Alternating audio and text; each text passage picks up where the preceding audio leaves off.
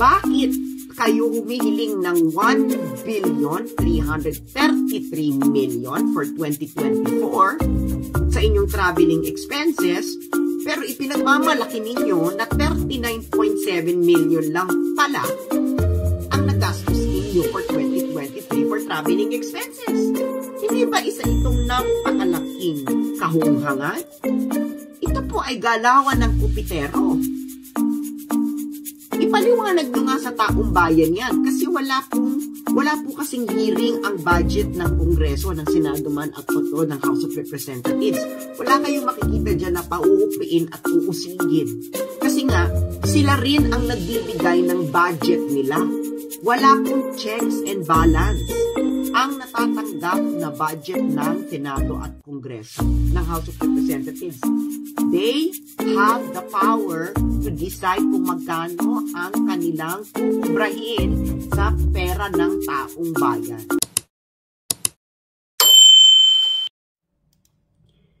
Hello! Magandang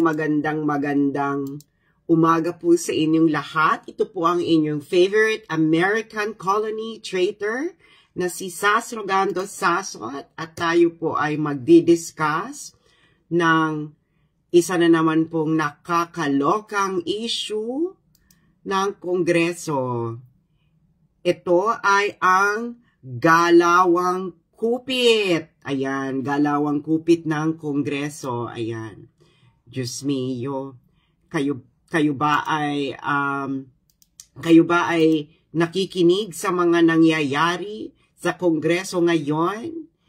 At nakakaloka ang ganap, ang eksenang kaganapan ng galawang kupit. Ayan. Eto na.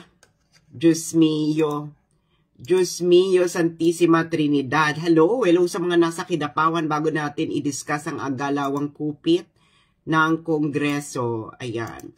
So, eto na nga mga friends, no? Sandali lang, isi-share ko lang ito sa aking isang page. Ayan, good morning everyone. Hello sa mga nasa Kidapawan. Ayan, ano pa ba? Nasaan pa ba kayo? Hindi ko pa makita yung comment ng iba. Hindi po ata yung kupit, kundi nakaw na talaga. Nako, ito nga, pag-uusapan natin ito dahil napakatagal lang itong problema ng bayan. No? At ayaw itong aksyonan ng Kongreso, 'di ba? Ayaw rin ano pa ba? Ayaw rin itong baguhin, no? Ang problema pong ito ay napakatagal na.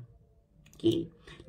Napakatagal na ang problema ng galawang kupit ng Kongreso at sila na rin ang nag-reveal. Okay, ni-reveal pa nila ito during a congressional hearing. Ng pagtanggal ng legislative franchise ng SMNI. Okay, pero bago ang lahat, hello muna sa mga nasa Tagaytay City at taga-Tugigaraw City. So, pag-uusapan natin itong galawang kupit nila. So, ano nga ba? Naka-shadow ban pa rin pala ako. Pero tuloy lang po natin, no? Tuloy lang po natin ang pag-usap tungkol sa galawang kupit na ito. Pero hello muna sa mga nasa Qatar. Ayan, kamusta ang mga nasa Qatar? Ano pa ba kayo? Kinakaya nyo pa ba ang nangyayari sa ating bayan? Ayan. So, ano ba itong galawang kupit? 'Di ba? So, ang galawang kupit, mga friends and countrymen, ganito. Okay, ganito. Hello sa mga nasa New York, Cubao. Good vibes lang po. Ay, wala pong good vibes sa galawang kupit. Yung good vibes, para lang yan po sa mga high. Hindi nyo po alam, ang salita pong good vibes, galing po ito sa drogahan. So, yan lang po ang gusto kong sabihin dyan, no? Diyan nag-umpisa yan, yung salitang GV. Yan ang tawag dyan, good vibes. Okay. So, pupunta na tayo dito sa galawang kupit. Okay. So, Ako, mga friends, sa totoo lang,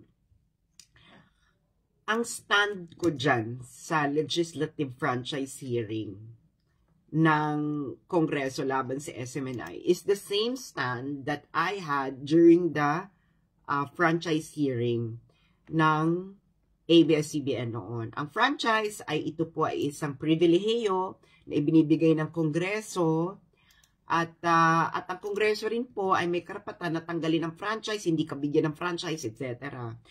Anong dahilan nila? Well, kung makakita sila ng dahilan.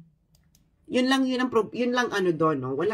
They don't need proof beyond reasonable doubt dahil nga privilege ito, ang franchise. So, anyway, so dediretso ngayon tayo dito sa chikahan.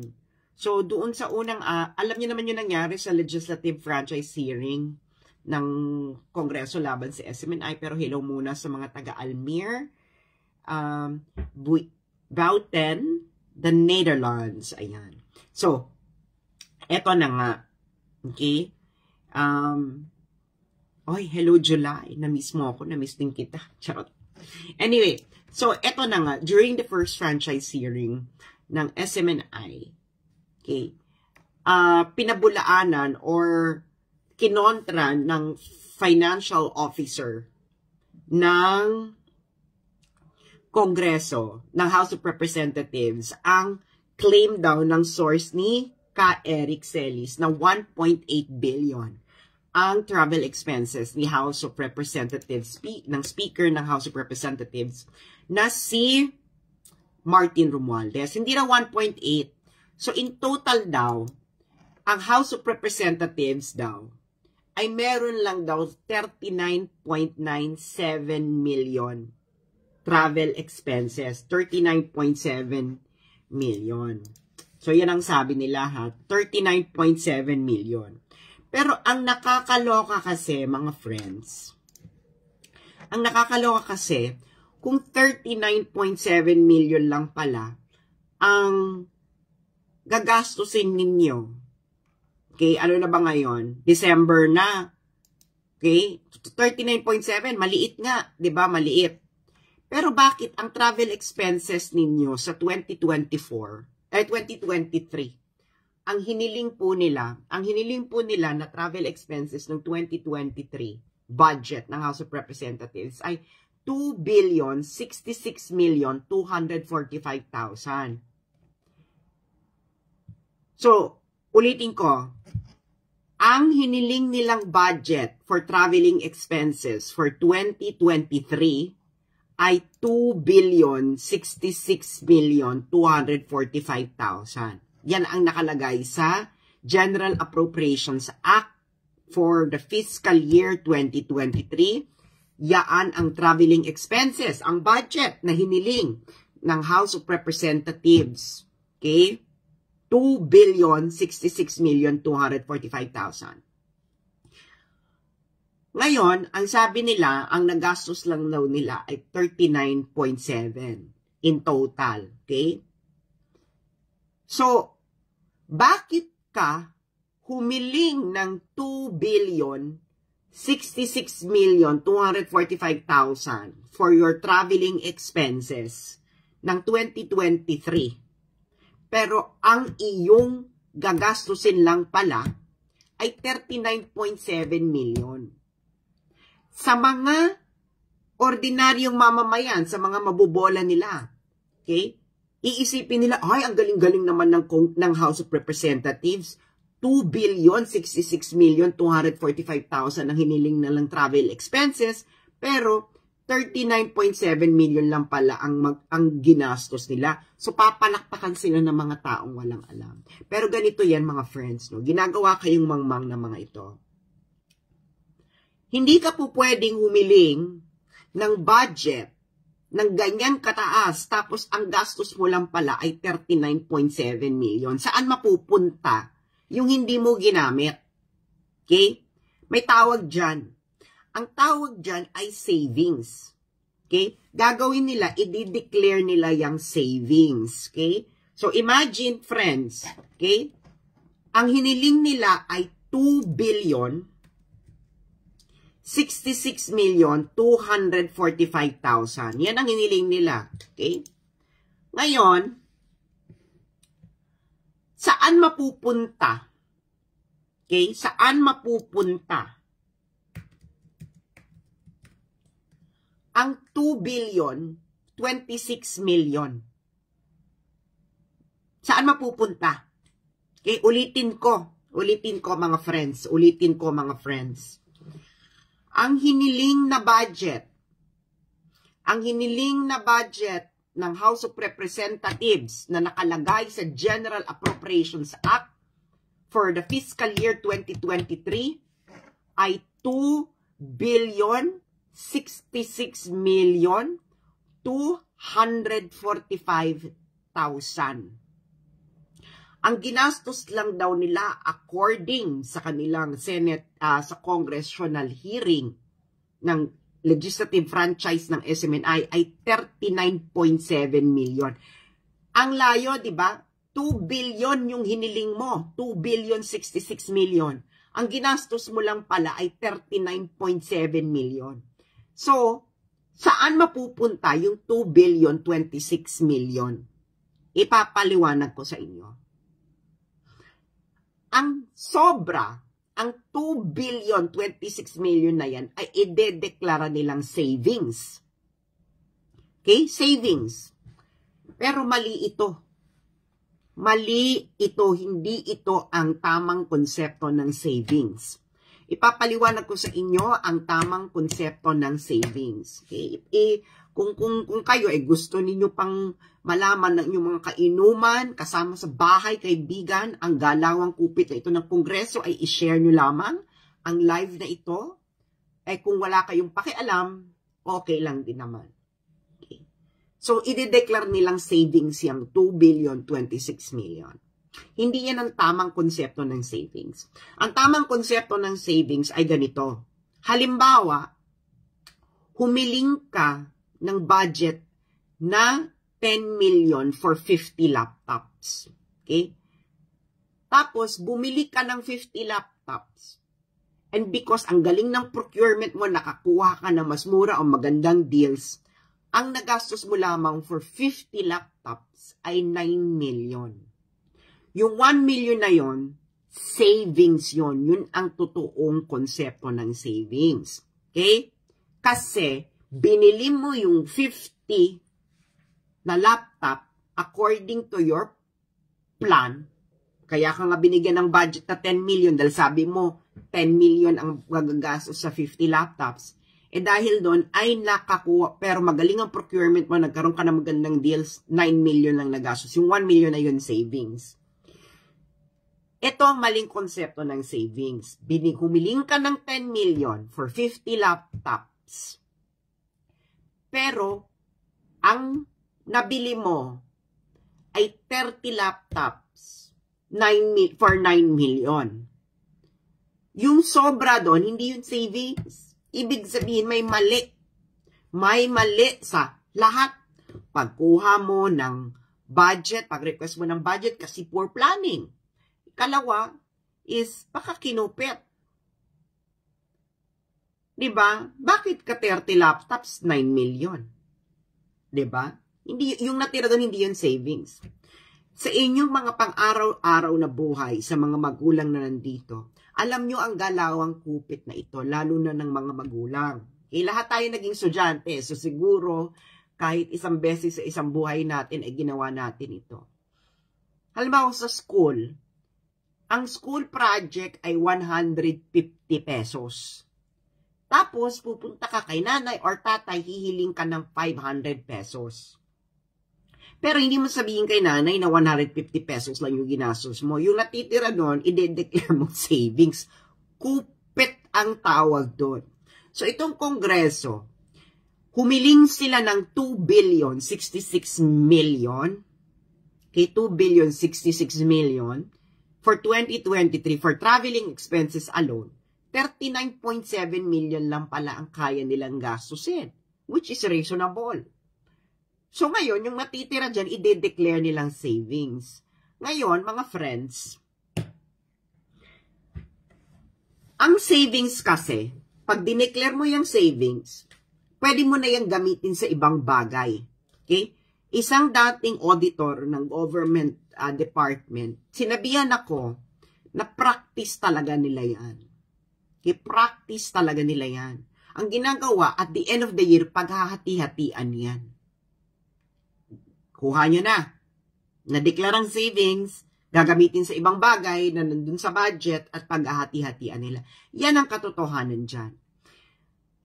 Kasi sa tamang budgeting, kung sa 2023, 39.7 million lang ang nagastos mo. Sa 2024, dapat ang budget mo ay malapit dun sa ginastos mo the previous year. Kung 39.7 million lang, dapat sa 2024, ang hihilingin mo lang budget, siguro pwede ka nang bigyan ng maximum na 100 million. Okay, nandyan na yung contingency. Okay. Pero mga friends, ganito kasalaula itong mga buwaka ng inang ito. Ang hinihiling nilang budget, okay, sa 2024, handa na ba kayo? Okay? According to the National Expenditure Program, kahit 39.7 million lang pala, ang kaya nilang magastos sa kanilang travel expenses. At yan ay ayon sa financial officer ng House of Representatives. Sinabi niya yan under oath.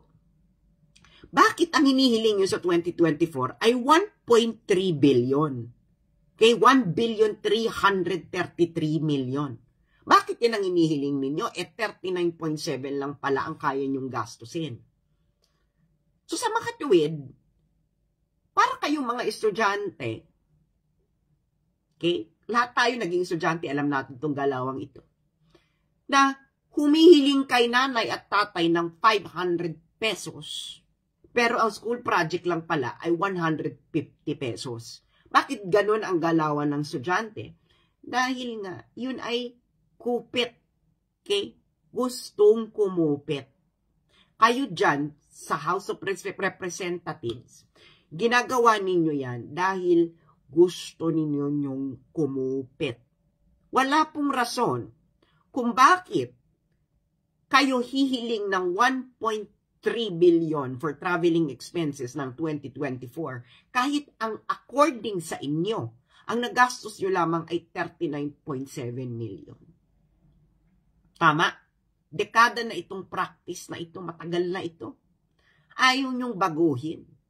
Bakit ayaw nyong baguhin? Dahil nga, ang sarap-sarap ng buhay ninyong kinukupit ang perang pinaghirapan ng bawat isang manggagawa, ng mga pulis, ng mga militar, ng mga sales lady, ng mga OFWs. Yan ang katotohanan dyan. Kaya ayaw ninyong baguhin,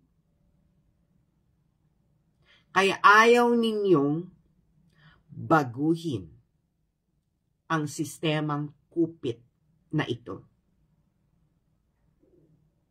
Tas sa tingin ninyo, uunlad ang Pilipinas sa ginagawa ninyo itong sistemang kupit? O, sabi ni Arlene, gusto nga sobra para may ma-declare na savings. Yan ang katotohanan dyan. Okay? Wala akong pakialam kahit tanggalan ninyo ng franchise ang SMNI.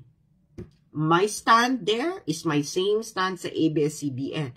Ang franchise ay pribilehiyo at ito ay binibigay ng Kongreso.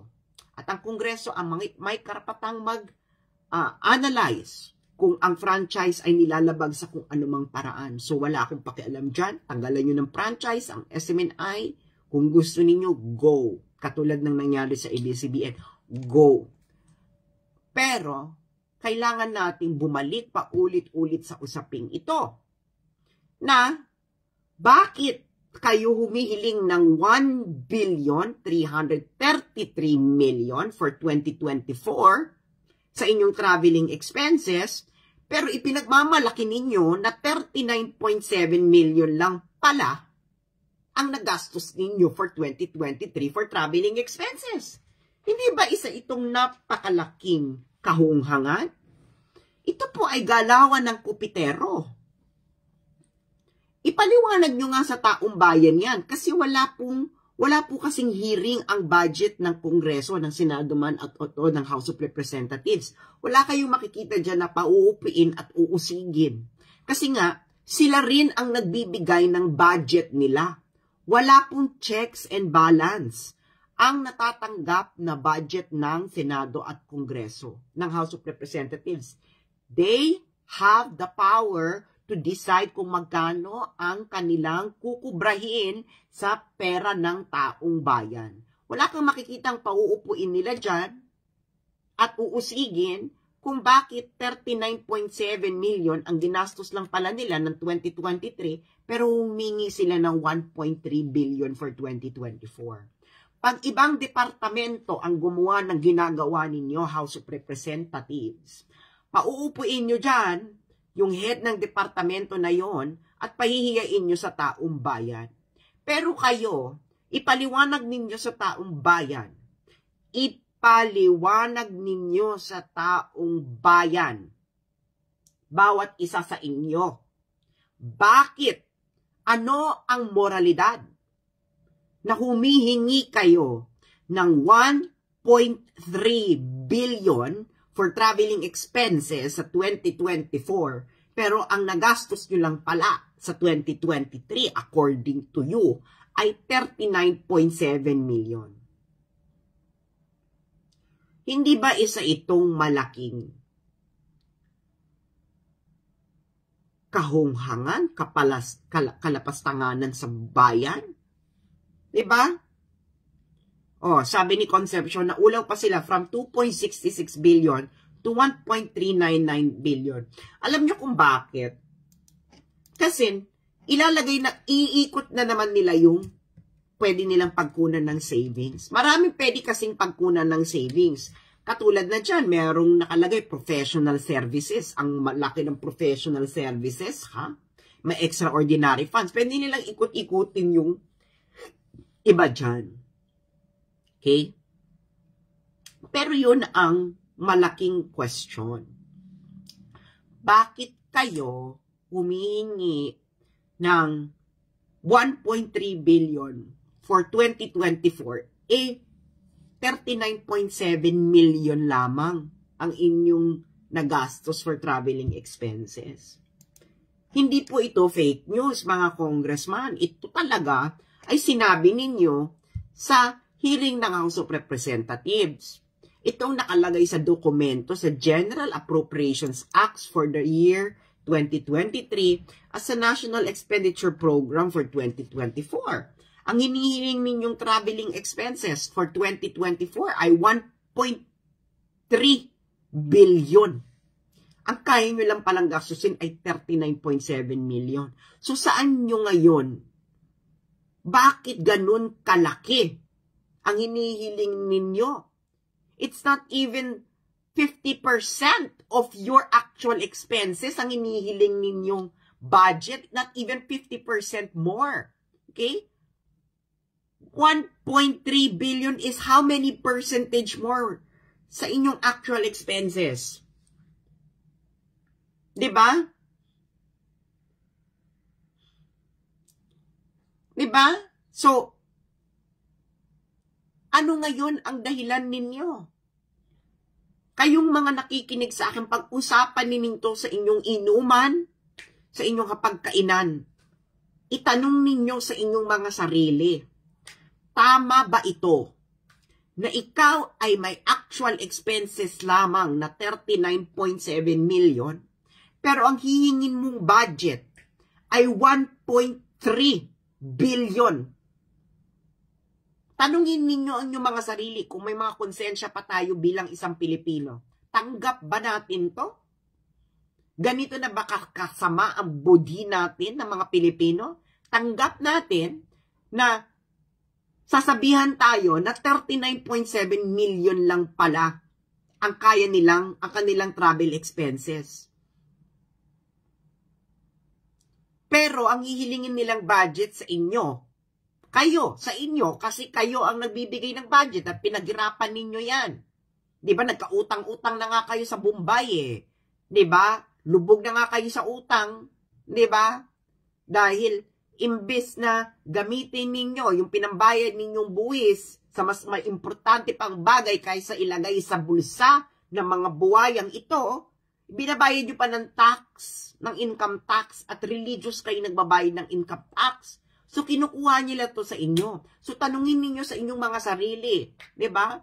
Tama ba na ang kongreso, ang congressman, mga congressman na ito, ay hihiling sa inyo, kukuha ng pera sa inyo, sa pera ng taong bayan, ng 1.3 billion for traveling expenses, pero ang tunay lang pala nilang expenses ay nasa 39.7 million lang. Tama ba yan? Tama ba yan? 'Di ba?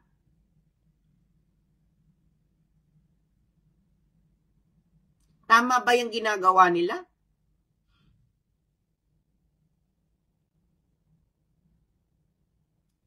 $1.39.7 million lang ang expenses nyo. Ang inihiling yung traveling expenses for 2024, 1.3 billion. Ipaliwanag nyo nga yan. Anong logic niyan?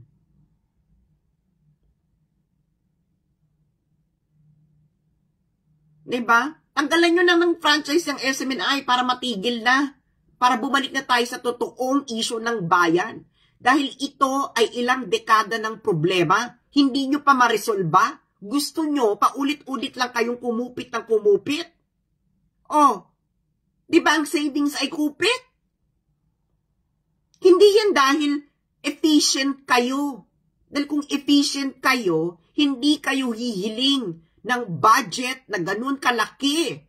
Pero ang actual expenses nyo pala, ganun lang pala kaliit. Ang dami-daming dapat nangangailangan ng pera. Ang mga public hospitals, kailangan nila ng pera. Ang mga nurses, kailangan nilang pasweldohin.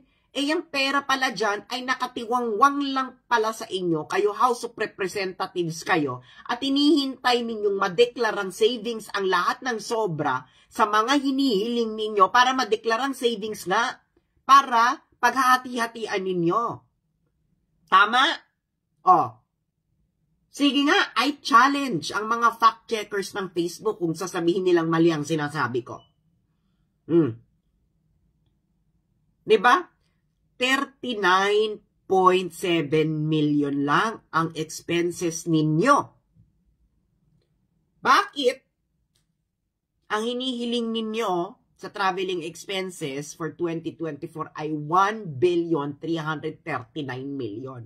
Ang layo naman ng hinihiling ninyo na 1,339 million sa 39.7 million. Hindi ba?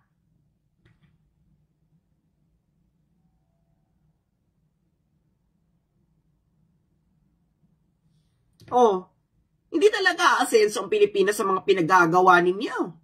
Kaya nga, tingnan mo yung Pilipinas, naunahan na ng Bangladesh. Di ba kayo nahihiya dyan, kayo mga House of Representatives? Naunahan na ng Bangladesh ang Pilipinas. Nung bata ako, nung 90s, ang tingin, pag nang-aasar kami ng mga kaklase namin, sinasabi namin, mukha kang taga-Bangladesh. Ngayon yung Bangladesh, naunahan na tayo. Hindi kayo nahihiya. Tapos, sabihin nyo sa amin, ay lilinis ninyo, punyeta.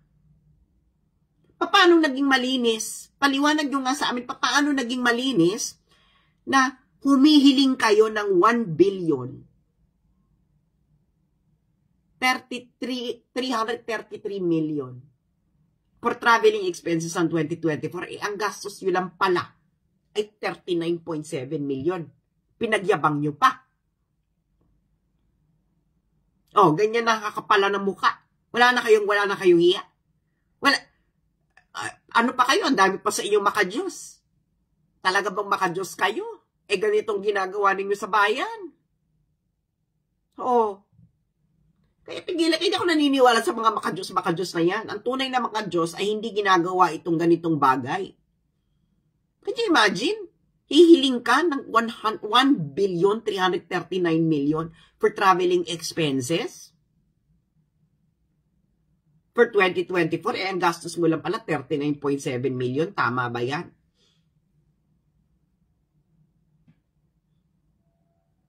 Sabi ni Perla, di ba yung sobra kailangan din isoli, Ma'am Sas? Yes, dapat ganon. Ganito dapat ang totoong, ang malinis na pag-budget. Pag humiling ka, at may sobra, ibabalik yung National Treasury. At the next budget cycle, hindi ka na makakahiling ng ganong kalaki. Kasi hindi naman pala ganon ang budget utilization mo eh. Pero nga po, Ma'am Perla, ang ginagawa po nila, dinideclare nilang savings. Okay? Dinideclare nilang savings yon. Ngayon, pag dineclare nilang savings, hindi ibig sabihin babalik ng National Treasury. Pwede kasi po na ang savings ay gamitin sa ibang line, sa ibang bagay doon sa iyong budget. Nagigets nyo na? Pag savings kasi, pwede mo tong gamitin sa ibang paraan. Yung na-save mo. Either i-return mo yan lahat sa National Treasury at gawin mo ang may konsensya at tunay na makadiyos na paraan na ang hihilingin mo lang na budget for 22 sa next budget cycle ay mas malapit doon. Pero nga hindi nga ganun ang kanilang patakaran. 'Di ba?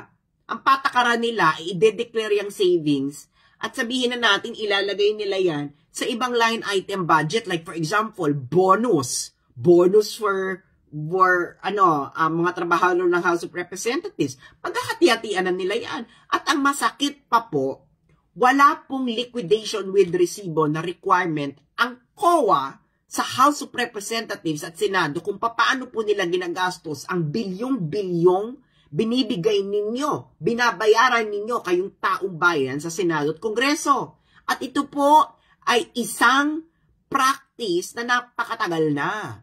Okay? Yung iba po sa inyo ay mamamatay na siguro, hindi pa mababago ito. Ganyan kadumi ang budhi.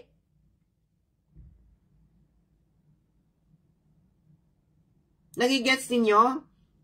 Sabi ni dito ni Cesar, tama siya. Kailangan kasi ma-maintain nila ganong kalaking budget para next year, ganun pa rin ang kanilang pwedeng ma-request. Tama yan. Diba? Pag binabaan kasi nila, maku-question yan in the past. Ligtas sila dito. Wala po kasing nagko-question. Okay? Wala po kasing nagko-question sa mga ito. Okay? Walang budget hearing. Meron na ba kayong narinig na budget hearing na ang gigisahin Kongreso at Senado? Wala. Kaya walang tunay na checks and balance dyan. Kaya tigilan nyo na. Pero nga, sino nga ang makakapagpabago nito? Walang kapangyarihan ng presidente. Wala rin kapangyarihan ng Supreme Court kasi nga meron silang separation of powers. Wala talagang pakialaman yan. So sino lang pwedeng makialam? Ay dapat yung protector ng bayan, protector ng mga Pilipino ang makialam na. 'Di ba? Sino ba yan? Kayo. Kayong mga Pilipino. Pero nga, wala nang gustong baguhin ito. Kasi baka siguro lahat nakikinabang sa legalized corruption na ito. Diba? This is legalized corruption. At masakit mang isipin, tanggap na siguro natin ganito. So huwag na tayo magbulahan na gusto natin na malinis na gobyerno. Ito pala more than 30 years na itong nangyayari, wala naman tayong ginagawa. So tanggap na natin siguro na magnanakaw lang talaga ang gobyerno. Diba?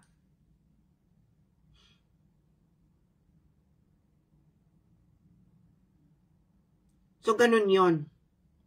Ang sakit, diba? Pero wala tayong magawa.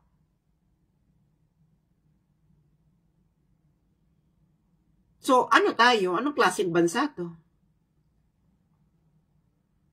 Diba, mamamatay na lang tayo, hindi man lang natin nakitang magbago. Ganun parating ganun ang gawin. Yung media, wala rin pakialam. Hindi ba? More than 30 years na problema, hindi kayo nagagalit. Hindi masolve. Anong klaseng bansa yan? More than 30 years na yung problema, hindi masolve. Ano yan? That's what you call a banana republic. You cannot solve the issues in your country. More than 30 years, ganito ang sistema ninyo. Tama ba yan? Di ba kinopya lang natin ang sistema sa Amerika? Ang House of Representatives sa Amerika, every quarter, mga friends, every 3 months, okay, nagre-release sila ng Statement of Disbursement. Anong ibig sabihin nito? Makikita mo doon ang ginagastos ng bawat isang congressman, sino mga pinapasweldo, magkano ang sinweldo, at lahat ng ginastos up to the last centavo. Kahit nga parking, kahit nga $1 and something cents, naka-record kung saan ginastos. Makikita nyo sa website, puntahan nyo, Statement of Disbursement, US Congress, makikita nyo doon. Napakadetalyado. Kayo, tayo sa Pilipinas, alam nyo ba kung saan napupunta yung pera? Sinong pinapasweldo? Di ba kinopya natin yung sistema ng Amerika na executive, House of Representative, judicial. Puta, hindi natin kinopya rin yung mga magagandang dapat gawin, katulad ng transparency. Di ba? Yun ang tunay. Hindi nyo kopyahin. Bakit? Wala kasi kayong makukupit. That is the bottom line. Oh. Shush. So, yun lang, no, mga friends. Masakit isipin kasi alam ko na walang pakialam talaga mga Pilipino dito. Pero sana may makialam na. No, yung talagang sumumpa ng buong buhay nila na proteksyonan ang mga Pilipino. Yun lamang po. Maraming salamat.